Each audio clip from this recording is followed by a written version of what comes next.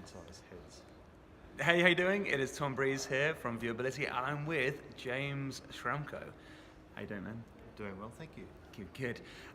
So this is late on what are we on, Monday? Tuesday evening. It depends which country it is. It's very true. Oh no, low battery. Here we go.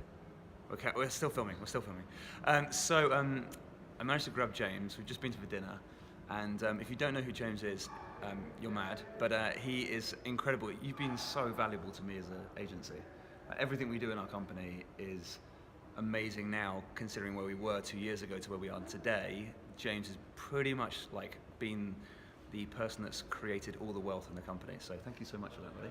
Well, I would argue you've created the wealth, but it's been really nice helping you out along the way, being part of that journey, making decisions together, and it's actually pretty easy to work with someone who has an agency and a product that's so successful as yours. Oh, thanks, man. It's such a privilege. Cool. Well, that's partly the reason I want to get you on the video, just to brag, basically. The reason I want to get you on this video is because I know that you've been getting incredible results with things like podcasts, right? And this is a brand new YouTube channel. So I know it's a slightly different medium, but I'm sure you've done so much video before in the past as well. If you were to build this channel out, we've just hit 100 subscribers, by the way. 100 subscribers, which is new. There's like the fifth video or something like that. Yeah. So yeah, which hopefully it's go way beyond that, but it's a nice little milestone. I think it can. Yeah, let's hope so. But in terms of your experience with podcasting, what would you say has been the thing that's blown it up, or the things that's kind of just growing the podcast to another level? I'm not the guy to come to for sneaky hacks or whatever, but I would say if you can make your content as relevant as possible to your audience, then they'll actually think it's a good product and promote it themselves, so that you sort of tap into customer advocacy, even if you don't ask them to subscribe or you don't ask them to comment, which a lot of people almost over-labor.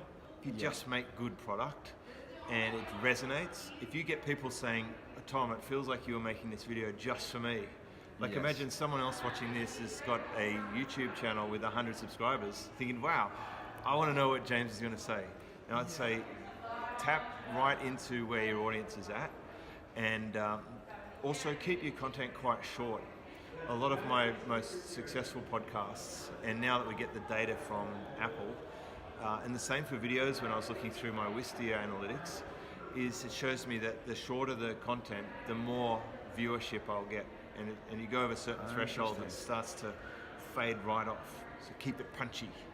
Keep it short and punchy. Okay, cool. And anything that you've done in particular, because how many podcasts have you got now? So on my Superfast Business blog, there's somewhere around 600.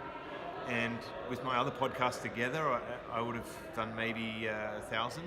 Right. If you add guest ones, a lot. So I've been chipping away at it for quite some time. Chipping away, right? Yeah, I love it. The thing that I've learned is don't just subscribe people to the immediate channel.